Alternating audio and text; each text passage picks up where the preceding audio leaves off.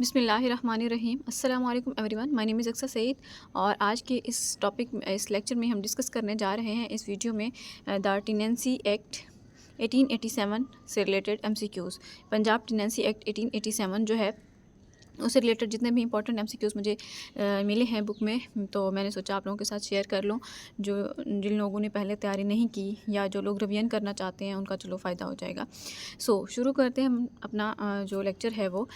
First question is who was the viceroy of subcontinent at the time of enforcement of Punjab tenancy act 1887। जब Punjab tenancy act 1887 जब enforce किया गया था, enforcement के time पे जो इंडिया का वाइसराय था, यानी कि सब कॉन्टिनेंट का जो वाइसराय था वो कौन था? वो लॉर्ड डफरिन था। ठीक है। और इसी तरह से आपको पता है कि टेनेंसी एक्ट का जो शेड्यूल है वो एक ही है, इसके सेक्शंस जो हैं वो 116 हैं, और इसके अलावा ये एक्ट जो इम्पोर्टेंट भी है और इसके जो चैप्टर्स हैं वो 8 हैं। Who was the viceroy of subcontinent, again repeat हुआ है ये। नेक्स्ट क्वेश्चन है what is the date of enforcement of the Punjab tenancy Act, तो वो 23 सितंबर 1887 जो है वो इसकी इन्फोर्समेंट की डेट है। Who is village officer, village officer basically कौन होता है? चीफ हेडमैन भी होता है, पटवारी भी होता है, हेडमैन ऑफ द विलेज भी होता है। ऑल ऑफ दीज, ये तमाम के तमाम जो होते हैं विलेज ऑफिसर होते हैं। How a tenant having a right of occupancy can make improvements on his tenancy, कोई भी जो किरायादार है, जो टेनेंट है, उसके पास जो है वो अपने ऑक्यूपेंसी का राइट रखते हुए अपने जो है टेनेंसी में इम्प्रूवमेंट्स कैसे कर सकता है? He is entitled to do so on his own, अपने आप पर। ठीक है। Under section 15 when the tenant shall not be bound to pay part of the rent of his tenancy to one of those persons and part to another. अब इस question में ये पूछा गया है, बेसिकली इस टाइप के questions आएंगे भी और आते भी हैं कि सेक्शन 15 के तहत जो टेनेंट है वो बाउंड नहीं है कि वो रेंट जो है वो पे करे, एक पार्ट जो है एक को और दूसरा पार्ट जो है दूसरे शख्स को। तो उसकी सूरत ये होगी, ऑप्शन ए और बी जो हैं वो इसके करेक्ट आंसर हैं। When two or more persons are landlords लॉर्ड्स, यानी दो लैंड लॉर्ड्स हैं, मिसाल के तौर पर दो लोग भाई हैं, ठीक है, उनकी ज़मीन है एक साथ। व्हेन प्रॉपर्टीज़ अनडिवाइडेड, ठीक है, और उन्होंने अपनी प्रॉपर्टी जो है, यानी कि उन्हें चाहे विरसे में मिली है जैसे भी, उन्हें अपनी प्रॉपर्टी जो है वो डिवाइड नहीं की हुई, ठीक है, और उन्होंने वो दी हुई है किसे? टेनेंसी पे। ठीक है। और टेनेंट जो है वो यानी उसने जिससे ली होगी वो और जो उसका जो रेंट है वो एक को ही पे करेगा। वो ये नहीं है कि वो पार्ट उसको अलग पे करेगा, पार्ट दूसरे को अलग, नहीं, उन्होंने आपस में करना है। ठीक है। लेकिन टेनेंट जो है वो उसका वो बाउंड नहीं है कि वो आधा उसको देगा आधा उसको, या पार्ट्स में करके, ऐसा कुछ नहीं होगा। Okay. Which of the following can not be included in the rent of land, तो कौन सी चीज़ है जो कि लैंड के रेंट में शामिल नहीं होगी? जैसा कि सेस हो गया, ज़मीन का जो होता है लैंड का, विलेज सेस या फिर फ्री पर्सनल सर्विस जो होती है वो उसमें शामिल नहीं होगी रेंट में। Next question is arrear of rent means, arrear of rent का मतलब होता है जो रेंट आपका बाकी बचा हुआ है, ठीक है, जो आपने पे नहीं किया हुआ, ठीक है, unpaid after the date on which it becomes payable, तो वो क्या है बेटा? वो रेंट है। ओके। नेक्स्ट है tenant means a person who holds land under another person. Tenant कौन होता है? किरायादार, यानी एक ऐसा शख्स जो कि ज़मीन जो है वो लेता है किसी दूसरे शख्स से। And is or but for a special contract would be, या फिर वो स्पेशल कॉन्ट्रैक्ट के तहत लेता है। लाइएबल टू पे रेंट, यानी कि वो लाइएबल होगा, जिम्मेदार होगा कि वो उसका किराया अदा करे, जो भी उसका यानी कि तय हुआ है उन दोनों के दरमियान, तो वो उसे पे करेगा। Okay. Next question is what is the limit of land which can be given to a tenant, तो यानी कि लैंड की लिमिट कितनी है जो कि एक टेनेंट को दी जा सकती है, तो वो 25 एकड़्स है। ओके। 25 एकड़्स।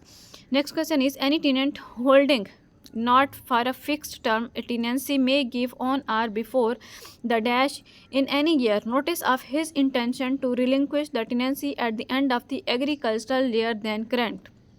अब यहाँ पे क्या है बच्चे कि एक टेनेंट जो कि यानी कि उसने holding not for a fix term, उसने फिक्स टर्म के लिए यानी कि ज़मीन नहीं ली, टेनेंसी जो है वो देना चाहता है, ठीक है, give or on or before the, वो जो करंट एग्रीकल्चर ईयर होगा उससे वो क्या करेगा? उससे 15th डे ऑफ जनवरी को, साल की 15th डे ऑफ जनवरी को जो है अपनी इंटेंशन जो है वो शो करेगा कि उसने रखनी है या नहीं रखनी। ठीक है।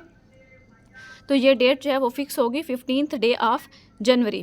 आप में से जो लोग चैनल पर न्यू हैं, जिन्होंने अभी तक इस चैनल को सब्सक्राइब नहीं किया, काइंडली चैनल को सब्सक्राइब करें और अगर वीडियो अच्छी लगे तो लाइक कीजिएगा और शेयर कीजिएगा। और अगर आपको लगता है, सॉरी टू से, कि अगर आपको लगे कि ये वीडियोस आपको फ़ायदा नहीं दे रही या ऐसा कुछ है, तो आप जो है फिर किसी और के चैनल से भी देख सकते हैं, नो इशू।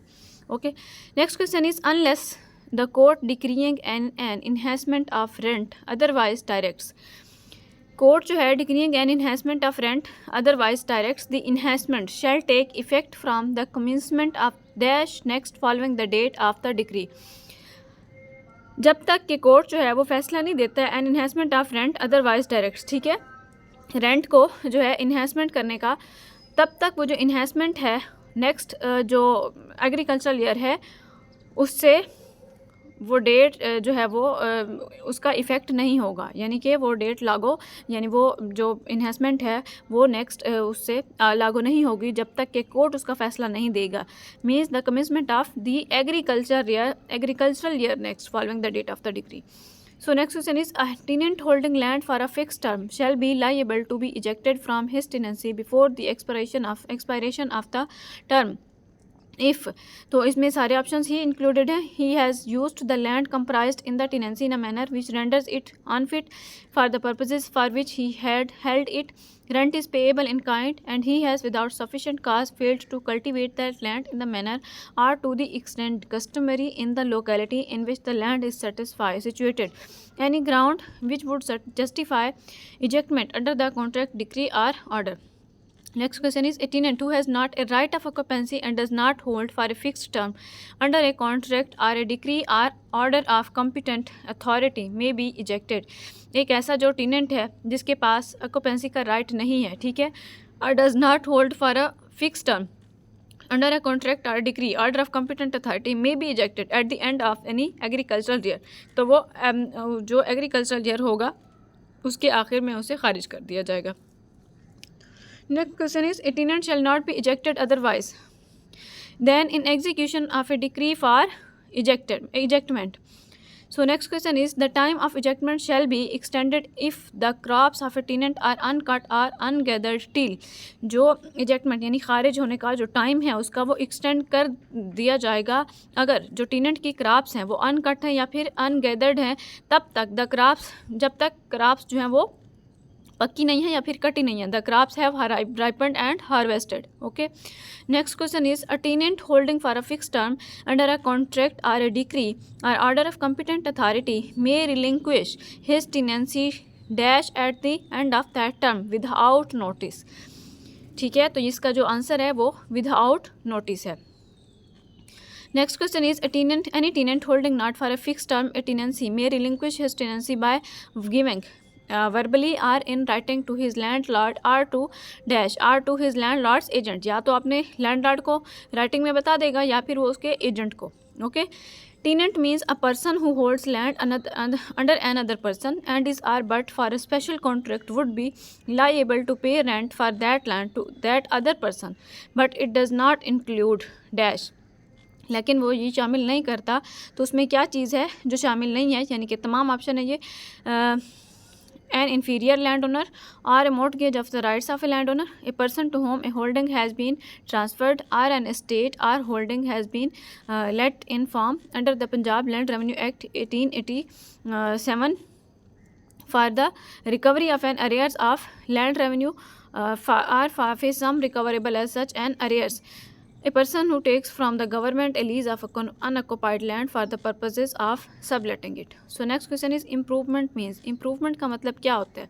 Improvement ये है कि the construction of wells and other works for the storage of supply of water means कि एक agricultural land है, उसमें कुछ यानी कि कमियाँ हैं, वहाँ तक पानी नहीं पहुँच रहा या कुछ ऐसे मसले हैं, मसाइल हैं, तो आप जो है उसमें इम्प्रूवमेंट कैसे लाएंगे? Construction of wells and other works for the storage of or supply of water for agricultural purpose, construction of works for drainage and for protection against floods, the planting of trees, the reclaiming, enclosing, leveling and terracing of land for agricultural purposes and other works of a like nature. Okay, next question is, where rent is taken by division of the produce. Rent जो है कहाँ पे? By division of the produce ले जाते हैं। The tenant shall be entitled to the exclusive possession of the whole produce until it is divided. The landlord shall be entitled to be present at and take part in the division of the produce. When the produce has been divided, the landlord shall be entitled to the possession of his share thereof. मिसाल के तौर पर यानी कि अगर कोई जो है वो फिक्स्ड नहीं है जो रेंट है, ठीक है, तो टेनेंट क्या करेगा कि जो जब तक उसकी जो है वो इकट्ठा करेगा सारा कुछ, यानी कि उसकी जो फसल है, जो भी उसने क्रॉप वगैरह उगाई है, ठीक है, तो वो जब उसका टाइम आएगा हार्वेस्ट के बाद जो है कटिंग वगैरह का सारा कुछ का, तो लैंडलॉर्ड को जो है वो भी उसके वहाँ पे प्रेजेंट होगा, ठीक है, फिर उस प्रोड्यूस की जो डिवीजन है वो होगी कि उसने उसके हिस्से में कितना आना है, उसके हिस्से में कितना शेयर आना है। तो इस तरह से वो जो प्रोड्यूस होगी वो डिवाइड होगी और लैंडलॉर्ड जो है वो इंटाइटल होगा to the possession of his share of thereof. उसका जितना शेयर होगा वो उतना ही लेगा, उससे ज़्यादा नहीं लेगा। Revenue court can allow remission from an arrear of rent payable by the tenant with the previous approval of. किसके अप्रूवल से रेवेन्यू कोर्ट जो है वो अलाउ कर सकता है remission from an arrear of rent, जो उसका बकाया जात थे रेंट के, पेएबल बाय द टेनेंट, जो टेनेंट ने अदा करने with the previous approval of, किसके अप्रूवल से, कलेक्टर के अप्रूवल से। 1 बीघा is equal to how many square yards, तो 1 बीघा जो होता है वो कितने स्क्वायर यार्ड्स के बराबर होता है, तो 1008 स्क्वायर यार्ड्स के बराबर होता है 1 bigha. How can a tenant relinquish a part only of his tenancy, a tenant जो है वो अपना जो है पार्ट वो रिलिंक्विश कर सकता है टेनेंसी से with the consent of his landlord, जब तक कि वो लैंडलॉर्ड से कंसेंट नहीं करेगा तब तक वो नहीं कर सकता। नेक्स्ट क्वेश्चन है, when shall the tenant's right of occupancy be extinguished, जो टेनेंट के राइट ऑफ ऑक्यूपेंसी है वो कब जो है एक्सटिंग्विश्ड हो जाएंगे। If he fails for more than 1 year without sufficient cause to cultivate his tenancy, यानी कि अगर जो टेनेंट है वो फेल हो जाता है, वो 1 साल से ज़्यादा जो है वो कल्टिवेट नहीं करता उस लैंड पर, तो उसके जो टेनेंसी राइट्स हैं वो ख़त्म हो जाएंगे। या फिर अगर वो फेल हो जाता है to arrange for payment of the rent for more than 1 year, अगर वो 1 साल से ज़्यादा की पेमेंट नहीं दे सकता, या फिर उसने he does not keep residence in his tenancy. Okay, तो ये इन जब ये सी ऑप्शन जो है वो नहीं है, कि डज़ नॉट कीप रेजिडेंस वाला तो नहीं है, सॉरी। तो इसमें ए और बी जो है ऑप्शन ये 2 शामिल हैं कि जब एक तो जब वो 1 साल से ज़्यादा लैंड को कल्टिवेट नहीं करेगा, और दूसरा जब वो 1 साल से ज़्यादा की पेमेंट अरेंज नहीं करेगा, तब जो है उसके जो टेनेंसी के जो राइट हैं, राइट ऑफ ऑक्यूपेंसी जो है वो ख़त्म हो जाएंगे। Next question is, if a tenant has been dispossessed without his consent of his tenancy, कि अगर एक टेनेंट जो है वो डिस्पोजेस्ड हो गया है without his consent of his tenancy, otherwise than in execution of a decree the tenant may institute a suit for, तो टेनेंट जो है वो एक मुकदमा दायर कर सकता है फॉर रिकवरी ऑफ पोजेसन और compensation. How can a tenant having right of occupancy transfer that right, तो जो टेनेंट है वो अपने राइट ऑफ ऑक्यूपेंसी जो है वो ट्रांसफ़र कैसे कर सकता है, by sale, by gift and by mortgage. So all of the above options are correct. ये जो एक्ट है ये थोड़ा सा टफ है, लेकिन अगर आपसे समझ के मतलब तैयार करेंगे तो अच्छे से याद हो जाएगा। Next question is, where rent is taken by division of the produce, who shall be entitled to the exclusive possession of the produce, तो वो टेनेंट होगा जो कि इंटाइटल्ड होगा to the exclusive possession of the produce. Next question is, क्योंकि जब वो landlord अपना शेयर ले जाएगा तो बाकी जो एक्सक्लूसिव होगी तो प्रोड्यूस, तो उसका वो पोजेसन जो है वो टेनेंट के खाते में जाएगा। A court decreeing a reduction of rent from which date the reduction of rent will take effect, तो किस डेट से जो रिडक्शन ऑफ रेंट है वो इफेक्ट होगा। Date specified in the decree, जो कोर्ट तयन करेगी उस डेट के तहत। A tenant not having a right of occupancy but holding for a fixed term shall be liable to be ejected from his tenancy. A tenant जो कि जिसके पास right of occupancy नहीं है लेकिन उसने एक फिक्स टर्म के लिए जो है वो लैंड ली है, shall be liable to be ejected from his tenancy, जैसे ही उसकी जो टर्म की एक्सपायरेशन है वो ख़त्म होगी, जैसे वो उसके टर्म है वो ख़त्म होगी, तो उसका जो राइट ऑफ ऑक्यूपेंसी है वो भी ख़त्म हो जाएगा at the expiration of the term, जो है ये करेक्ट आंसर है। So next question is, where rent is taken by division of the produce, which of the following is correct? तो इसमें ये सारे ऑप्शन ही करेक्ट हैं। The tenant shall be entitled to the exclusive possession of the whole produce until it is divided. The landlord shall be entitled to be present at and take part in the division of the produce. When the produce has been divided, the landlord shall be entitled to the possession of his share thereof. A tenant having a right of occupancy shall be liable to be ejected from his tenancy on the ground. तो ये इसमें भी तमाम option ही correct हैं कि जो tenant जो है जिसके पास राइट ऑफ ऑक्यूपेंसी है shall be liable to be rejected, वो खारिज हो जाएगा किन बेसिस पर, that he has used the land comprised in the tenancy in a manner which renders it unfit for the purposes for which he held it, कि अगर उसने जो है ज़मीन को उस काबिल छोड़ा नहीं है जिस काबिल वो थी, ठीक है, उसने उसे ख़राब कर दिया, ठीक है, तो उसके वो ऑक्यूपेंसी राइट ख़त्म हो जाएंगे। Where rent is payable in kind, कि उसका जो रेंट है वो पेएबल है, that he has without sufficient cause, कि उसने बगैर किसी सफिशेंट वजह के fail to cultivate that in the manner or to the extent customary in the locality in which the land is situated. When a decree for an arrear of rent in respect of his tenancy has been passed against him and remains unsatisfied, okay, तो ये इन तीन वजूहात की बिना पर जो है उसकी जो टेनेंसी के राइट हैं वो इजेक्ट कर दिए जाएंगे। Dash means land which is not occupied at the site of any building in a town or village and is occupied or has been let for agricultural purposes or for purpose subservient to agriculture or for pasture and includes the sites of buildings and other structures on such land। तो वो land जो है वो land ही है, ठीक है, यानी वो लैंड है जो काश्त वाली होती है, एग्रीकल्चरल पर्पज़ के लिए यूज़ होती है, ठीक है, यानी इससे मुराद टाउन या सिटी नहीं हो सकता, विलेज नहीं हो सकता। Next question is dash of revenue court in any provision of this act to revenue court having authority under this act to discharge the functions of a revenue officer or revenue court as the case may be under that provision, तो वो revenue officer होगा। For which purpose the land should be used to fulfill the criteria of definition of land in the Punjab Tenancy Act 1887, purposes subservient to agriculture, to whom the rent of land is paid by the tenant, वो landlord को पे करेगा।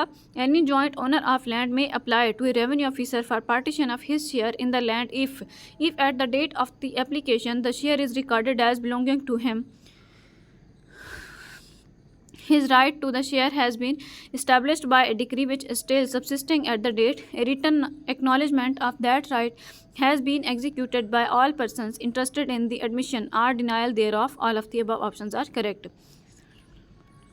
The partition of which property a revenue officer can refuse, वो किस property की partition के लिए revenue officer जो है वो इनकार कर सकता है। Land which is occupied as the site of a town or village, ठीक है, तो उस प्रॉपर्टी के लिए वो लैंड रेवेन्यू ऑफिसर जो है वो इनकार कर सकता है। The revenue officer may decline to grant the application for partition until question as to dash in any property has been determined. Title. Next question is the order of assistant collector of either grade is appealable to collector. Which of the following includes land revenue? Any rate imposed in respect of the increased value of land due to irrigation. Next question is a collector cannot review the orders of his predecessor in office without first obtaining the sanction of collector जो है वो review नहीं कर सकता अपने predecessor in office के जो भी यानी कि मामलात हैं ऑर्डर्स के बगैर, without first obtaining the sanction of, जब तक उसे सैंक्शन नहीं मिलेगी from the commissioner. The meanings of state land owner and holding in the Punjab tenancy act are those as assigned to them in which act? Punjab land revenue act 1967 के तहत। Rates and cesses in the Punjab tenancy act means rates and cesses which are primarily payable by land owners. Rates और सेसेस जो होते हैं वो land owner जो है वो पे करता है। Tenant and landlord include the dash and successors in interest of a tenant and landlord respectively, तो वो प्रेडिसेसर्स है। Tenancy means dash of any land held by tenant of a landlord you under one lease और one set of conditions, तो वो a parcel है इसका मतलब।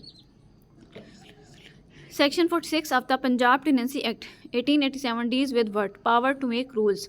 Chapter number 1 जो है बेसिकली वो प्रीलिमिनरी के बारे में है।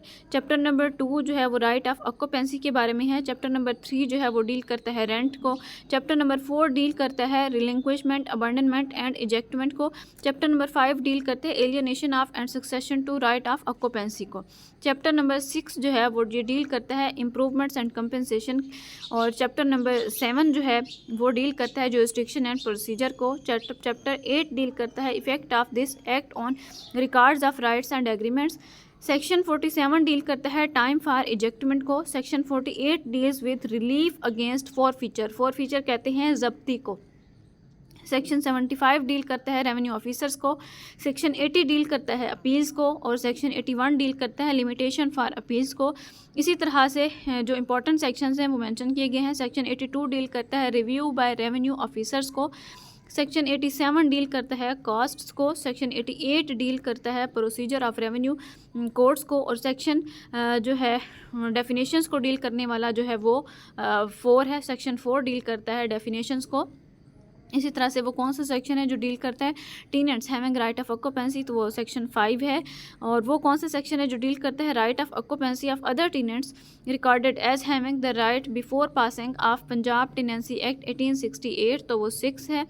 वो कौन सा सेक्शन है जो डील करता है right of occupancy in land taken in exchange, तो वो जो है वो 7 है। वो कौन सा सेक्शन है जो डील करता है establishment of right of occupancy on grounds other than those expressly stated in act, तो वो सेक्शन 8 है। Which section of the Punjab tenancy act 1887 deals with right of occupancy not to be acquired by mere lapse of time, तो वो section 9 है। Which section deals with right of occupancy not to be acquired by joint owner in land held in joint ownership, तो वो section 10 है। Which section deals with continuance of existing occupancy rights, तो वो section 11 है। Which section deals with respective rights of landlord and tenant to produce, section 12 है।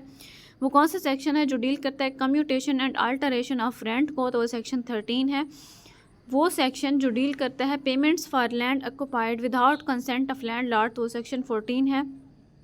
Which section deals with collection of rents of undivided property, तो वो 15 है। Which section deals with rights and liabilities regarding rent and government dues, section 15A है। वो कौन सा section है जो डील करता है presumption with respect to produce removed before division और अप्रेसमेंट, तो सेक्शन 16 है। वो कौन सा सेक्शन है जो डील करता है appointment of referee for division और अप्रेजमेंट, तो सेक्शन 17 है। वो कौन सा सेक्शन है जो डील करता है appointment of assessors and procedure of referee, तो वो सेक्शन 18 है। वो कौन सा सेक्शन है जो डील करता है प्रोसीजर आफ्टर डिवीजन और अप्रेजमेंट, तो वो सेक्शन 19 है। वो कौन सा सेक्शन है जो डील करता है enhancement of produce rents of occupancy tenants, तो वो सेक्शन 20 है। वो कौन सा सेक्शन है जो डील करता है reduction of rents referred to in the last foregoing section, तो सेक्शन 22 है। वो कौन सा सेक्शन है जो डील करता है enhancement of cash rents of occupancy tenants, तो वो सेक्शन 19 है। वो सेक्शन जो डील करता है reduction of rent referred to in the last foregoing section, तो सेक्शन 24 है। वो सेक्शन जो डील करता है enhancement and reduction of rent by suit, तो वो सेक्शन 25 है। वो सेक्शन जो डील करता है discretion as to extent of enhancement और रिडक्शन, तो सेक्शन 26 है। Which section deals with time for enhancement और रिडक्शन टू टेक इफेक्ट, तो सेक्शन 26 है। इसी तरह से ये कुछ सेक्शंस हैं जो कि इम्पॉर्टेंट हैं। क्योंकि आप लोगों ने एक्ट्स को डिटेल्स में पढ़ा होगा तो आपको सेक्शंस जो हैं वो पता होंगे, तो इन्हें मैं स्किप कर देती हूँ ताकि मेरा टाइम भी सेव हो जाए और आप लोगों का टाइम भी सेव हो। इसी तरह से जो बाकी कॉन्सेप्ट से रिलेटेड MCQs हैं वो मैं आपको करवा देती हूँ। ओके, आई होप कि आप ये देख रहे होंगे कि मैं वो स्किप करती जा रही हूँ जो सेक्शंस से रिलेटेड यहाँ पे MCQs दिए हुए हैं, क्योंकि 116 सेक्शंस हैं तो इसके सेक्शन जो हैं वो बहुत ज़्यादा हैं और क्वेश्चन ज़्यादातर आएंगे कंसेप्ट्स में से, क्योंकि इतने सेक्शंस जो हैं वो याद नहीं रहते। अब यहाँ पे बात करते हैं 164 MCQ पे कि where the appeal lies to the commissioner what is the period of limitation. बेटा जब कमिश्नर के पास अपील जाती है तो उसकी जो पीरियड ऑफ लिमिटेशन है वो 60 डेज़ है। कलेक्टर के लिए पीरियड ऑफ लिमिटेशन 30 डेज़ है, कमिश्नर के लिए 60 डेज़ है और इसी तरह से बोर्ड ऑफ रेवेन्यू के लिए 90 डेज़ होगा। If any person occupies land without the consent of the land Lord what will be the rate of rent payable, कि अगर कोई शख्स जो है ऑक्यूपाइज करता है लैंड को without the consent of land Lord, यानी लैंड लॉर्ड के कंसेंट के से बगैर, तो उसका रेंट पेएबल क्या होगा, बोथ बी एंड सी है, as in the preceding agricultural year, जो पिछले एग्रीकल्चर साल में था, या फिर कोर्ट डिटरमिन करेगा जो रेंट वो पे करेगा। When a non Muslim tenant having a right of occupancy dies, जब कोई एक नॉन मुस्लिम किरायादार जो है ऑक्यूपेंसी के राइट से उसकी डेथ हो जाती है होते हुए, who are eligible for devolution of what right, तो दैट राइट, तो उसका जो एलिजिबल है उसके डिवोशन ऑफ राइट का वो कौन होगा? ऑल ऑफ दीज ऑप्शन हैं बच्चे। इसमें मेल लीनियल डिसेंडेंट्स होगा, विडो हो सकती है उसकी, विडोड मदर हो सकती है। इसी तरह से ये तमाम ऑप्शंस करेक्ट हैं। Any transfer made of a right of occupancy in contravention of the provisions of the Punjab Tenancy Act 1887 shall be voidable at the instance of, तो shall be voidable at the instance of the landlord. Next question है, what is meant by landlord as described in the Punjab Tenancy Act 1887? Landlord से क्या मतलब है इस act के तहत? A person under whom a tenant holds land, एक ऐसा शख्स जिसके अंडर एक किरायादार यानी कि ज़मीन लेता है, and to whom the tenant is or but for special contract would be, special contract के तहत liable to pay rent for that land, तो उसे हम क्या कहते हैं बच्चे? उसे हम लैंडलॉर्ड कहते हैं। When does the agriculture year commences under the Punjab land revenue act 1967, जो एग्रीकल्चर ईयर होता है, जो पंजाब लैंड रेवेन्यू एक्ट जो है कमेंस करता है, वो है on the first day of July. ठीक है, वो फर्स्ट डे ऑफ जुलाई होगा। With whose prior permission a landlord can make an improvement on the tenancy of a tenant having a right of occupancy, तो वो the collector होगा कि ठीक है, किसकी परमिशन से एक लैंडलॉर्ड जो है वो इम्प्रूवमेंट कर सकता है on the tenancy of a tenant having a right of occupancy, तो वो कलेक्टर की प्रायर परमिशन से। ओके, नेक्स्ट क्वेश्चन है, a jagirdar who had continuously occupied land for dash 20 years for not less than 20 years, in which form a tenant can pay the rent of land, किस form में जो tenant है वो अपना rent पे कर सकता है लैंड का? मनी की सूरत में भी, ठीक है, काइंड किसी और चीज़ में भी, service by rent. Okay, a tenant could also be granted occupancy rights if he occupied land on the 21st day of October 1868, अगर उसने ऑक्यूपेंसी जो है कब से ली है? 1st day ऑफ अक्टूबर 1868 से, and has continuously occupied the land since that date. How one method of taking rent can be commuted to the other, कि एक मेथड ऑफ जो लेने का रेंट लेने का एक मेथड जो है वो किस तरह से कम्यूट किया जा सकता है to the other with the consent of both landlord and tenant, दोनों जब एक दूसरे से कंसेंट करेंगे, ठीक है, और एक दूसरे से तय करेंगे मामला जो है कि पहले इस तरह से रेंट होता था, अब रेंट जो है वो इस शक्ल में दिया जाए, ठीक है, तो मेथड चेंज कर लेते हैं, तो एक दूसरे से कंसेंट से होगा। An order shall not be confirmed, modified और रिवर्स्ड इन अपील अनलेस, कोई भी ऑर्डर कंफर्म नहीं होगा, मॉडिफाइड नहीं होगा या रिवर्स नहीं किया जाएगा अपील में, जब तक notice has been given to the parties, जब तक कि पार्टीज़ को नोटिस ना दिया जाए। Which section of the Punjab tenancy act 1887 deals with irregular transfer of right of occupancy, तो सेक्शन 60 है। When a landlord has made an improvement on the tenancy of a tenant having a right of occupancy, he may apply to the collector for dash of the tenant. He may apply to the collector for an enhancement of the rent. Before making the division of or appraisement, what will the referee do? Referee क्या करेगा? Give notice to the landlord and the tenant on the suit of either landlord or tenant who can enhance or reduce the rent of any tenant having a right of occupancy. Revenue court. Next question है, how a tenant not having a right of occupancy can make improvements on his tenancy, तो वो है with the prior permission of the landlord. What is the penalty for a landlord who ejects a tenant forcibly or against the provisions of law, कि अगर कोई landlord law की provisions के, law की जो शिकें हैं उनके ख़िलाफ़ अगर जो है वो इजेक्ट करता है या टेनेंट्स जो है वो फोर्सिबली वो करता है, तो फिर उसके लिए भी एक पेनल्टी होगी, उसकी भी सज़ा होगी। इम्प्रिजनमेंट हो सकती है विच में एक्सटेंड टू 1 year, ठीक है, 1 साल तक, या फिर उसका फ़ाइन हो सकता है, या फिर दोनों सज़ाएं हो सकती हैं लैंडलॉर्ड के लिए भी। इसी तरह से अगर टेनेंट जो है वो उसके रूल्स की वायलेशन करता है तो फिर उसके लिए भी सज़ाएं होंगी। What is the limit of holding for personal cultivation for the persons owing more than 100 acres of land? 50 acres है। नेक्स्ट क्वेश्चन है, when the improvement ceases to exist, जब इम्प्रूवमेंट जो है सीज हो जाती है to exist, the collector may on the application of the tenant reduce the tenant's rent, तो उसकी वो टेनेंट का जो रेंट है वो भी रिड्यूस कर देता है collector. Improvement means with reference to a tenancy by which the value of the tenancy has been and continues to be increased. Commissioner cannot review the orders of his predecessor in office without first obtaining the sanction of commissioner जो है वो board of revenue से जब तक sanction नहीं लेगा, इसी तरह से कलेक्टर कमिश्नर से जब तक नहीं लेगा तब तक वो रिव्यू नहीं कर सकता. The rent for the time being payable in respect of a tenancy shall be the dash charge on the produce thereof. तो first charge होगा. Which of the following is a method of taking rent of land? All of the above. By division or appraisement of the produce, by rates fixed with reference to the nature of the crops grown, by a rent in gross on the tenancy. A notice of ejectment shall inform the tenant that if he intends to contest his liability to ejectment, he must institute a suit for this purpose in a revenue court within dash from the date of the service of the notice, within 2 months. When does the agricultural year commences under the Punjab Tenancy Act 1887? तो on the 16th day of June जो है तब commence किया जाता है, on the 16th day of June. Next question is dash includes any cess contribution or due which is customarily leviable within an estate and neither a payment for the use of private property or for personal service nor imposed by or under any enactment for the time being enforced. Village cess.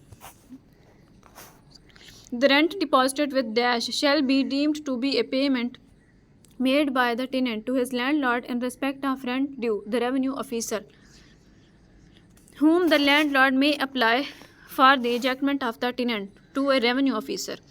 On the application of a landlord, the revenue officer shall not serve a notice of ejectment after the 15th day of dash in any agricultural year. तो नवंबर 15th day of November landlord की application पर revenue officer जो है वो अपना notice जो है सर्व नहीं करेगा एजेक्टमेंट का after the 15th day of November in the agriculture year, नवंबर से पहले करेगा 15 नवंबर से. A notice of ejectment shall inform the tenant that he must vacate the land before the first day of May.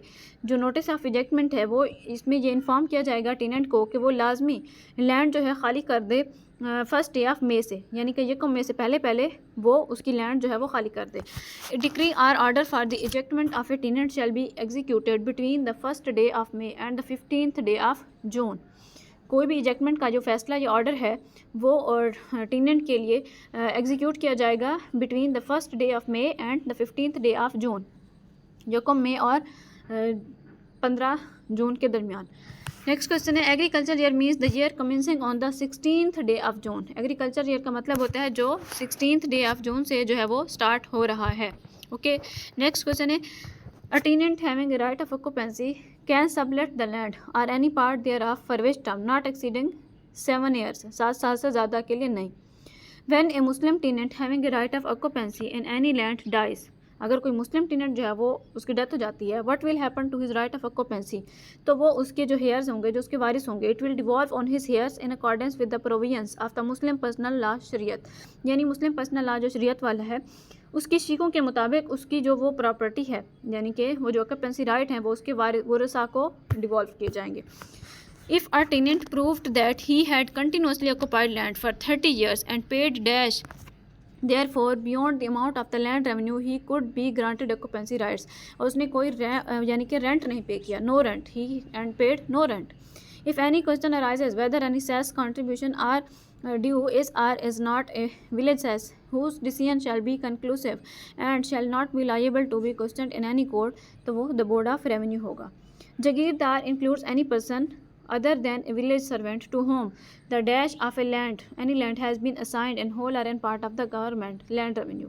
I hope it's clear to all of you. Thank you very much. अल्लाह हाफिज़. अगर आपको video अच्छी लगे तो like कीजिएगा, channel को subscribe कीजिएगा, सबसे शेयर कीजिएगा.